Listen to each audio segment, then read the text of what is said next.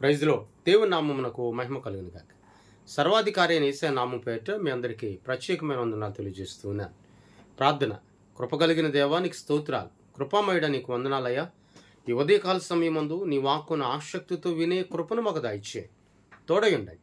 యేసయ్య నామమును అడుగుచున్నాము తండ్రి. ఆమేన్. దేవుని వాక్యంలోనికి మనము వెళ్దాం. మొదటి యోహాను రాసిన పత్రిక 4వ అధ్యాయం 6వ వచనాన్ని చదువుదాం. మనము దేవుని సంబంధులము, దేవుని ఎరిగిన వాడు మన మాట వినును, దేవుని సంబంధి కానివాడు మన మాట వినడు. మనము దేవుని సంబంధులు. ఈ లోక సంబంధులు కూడా లోకంలో ఉన్నారు. నేను దేవుని సంబంధిని అని చెప్పుకొనుచు లోక సంబంధమైన ఆచారాలు కానీ, లోక సంబంధమైన మూఢనమ్మకాలు కానీ, లోక సంబంధమైనటువంటి క్రియలతో సహవాసాలు చేసేవారు ఎందరో ఉన్నారు లోకంలో. అయితే నేడు దినమందు వాక్యంలో సెలవిస్తున్నాడు, దేవుని సంబంధి అనబడిన వాడు దేవుని మాట వింటాడట, దేవుని వాక్కుకు లోబడతాడు. ఇప్పుడు ఈ దేవుని బిడ్డ ఈ రోజున ఒక క్రైస్తవ జనాంగముగా, ఆయన రక్తం చేత కడగబడి ఉన్నటువంటి వ్యక్తిగా ఈ భూమి మీద జీవించుచున్నటువంటి నీవు వెలుగు సంబంధిగా ఉన్నావా లేక చీకటి సంబంధిగా ఉన్నావా? అనగా దేవుని సంబంధిగా ఉన్నావా లేక అపవాది సంబంధిగా ఉన్నావా? అనేక రకాలైనటువంటి ఉపద్రవాల నుండి కానీ, భారభరితమైన చింతల నుండి కానీ, శ్రమల నుండి, సమస్యల నుండి, దుఃఖాల నుండి, ఆవేదనల నుండి నా దేవుడు నన్ను తప్పిస్తూ ఉన్నాడు. ఆయన నన్ను తప్పించుచు ఉన్నప్పుడు నిత్యము కూడా ఆయన మాటకు మనం లోబడాలి. దేవుని సంబంధి అనబడిన ప్రతి క్రైస్తవుడు కూడా దేవుని వాక్యమును వినగలుగుతాడు. వాక్యము ద్వారా హృదయమును సరి చేసుకుంటాడు.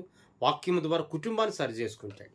దేవుని సంబంధి కానివాడు దేవుని మాట వినడట, దేవుని వాక్కుకు లోబడ్డట, దేవుని వాక్యానుసారమైన జీవితం వాళ్ళలో ఉండదు.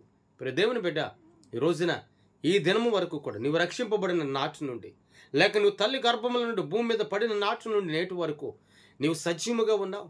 సజీవమైన దేవుని కృపను అనుభవిస్తున్నావంటే కేవలం దేవుని కృప. అనేక పర్యాయములు అపోస్తులైన పౌలు గారి జీవితంలో వ్యతిరేకపరమైనటువంటి దురాత్మలు, వ్యతిరేకపరమైన అల్లరులు, వ్యతిరేకపరమైనటువంటి ఉపద్రవాల మీదకు వచ్చినప్పటికీ అతడు వెనకడుగు వేయలేదు, వెనకకు తన మనసును మరల్చుకోలేదు. అతడు దేవుని సంబంధి గనుక, వెలుగు సంబంధి గనుక అనేకులను వెలిగించుటకు అతడు తన యొక్క హృదయాన్ని దేవునికి సమర్పించుకున్నాడు గనుక నిత్యము కూడా శ్రమ వచ్చినా, కష్టం వచ్చినా, దుఃఖం వచ్చినా సరే అతడు దేవుని వైపు చూచాడు. మరి ఈరోజు నేను కూడా వెలుగు సంబంధిగా ఉందా? దేవుని సంబంధిగా ఉందా? దేవుని నీతి కార్యాలు నెరవేర్చే సంబంధులుగా ఉందా? దేవుని యొక్క వాక్యమును నెరవేర్చే వ్యక్తులుగా ఉందా? అనేకులకు మాదిరికరమైన బ్రతుకును, అనేకులకు మాదిరికరమైన ఉద్దేశమును, అనేకులకు మాదిరికరమైనటువంటి తలంపులు కలిగిన వారముగా మనం నడిపించబడదాం. మరి ఈ రోజున నువ్వు దేవుని సంబంధంగా ఉన్నావా? ఈరోజు ఇంకా నీ జీవితంలో శ్రమలు, కష్టాలు, దుఃఖాలు, ఆవేదనలు వస్తున్నాయంటే దేవుని సంబంధులని చెప్పుకుంటూ లోక సంబంధంగా నీవు ఉన్నావు. ఆ లోక సంబంధమైన క్రియలను, సహవాసాలను విడిచిపెట్టు. దేవుని కొరకు జీవించు. ఆ వాక్కు ద్వారా సంపూర్ణమైనటువంటి శక్తిని, ఆయన మహిమను నీ చుట్టూ కనుపరుస్తాయి. ఈ మాటలు నీ జీవితంలో నీరు కట్టి ఫలించును గాక. ఆమేన్. కృపామయడానికి స్తోత్రాలు. ఆశ్చర్యకరుడానికి వందనాలు. ఆశ్చర్యకరమైన కృపను బట్టి నీకు వందనాలు. ఈ మాటలు మా జీవితాల్లో నీరు కట్టి ఫలింపు చేయండి. ఆదరించండి, బలపరచండి, స్వస్థపరచండి, శక్తిని దయచేయండి. తోడై ఉండండి. యేసయ్య నామమున అడుగుచున్నాము తండ్రి. ఆమేన్. దేవుని సన్నిధి మీ అందరికీ సదాకాలం తోడై ఉండి నడిపించును గాక. ఆమేన్. మీ అందరికీ వందనాలు తెలియజేస్తున్నాను.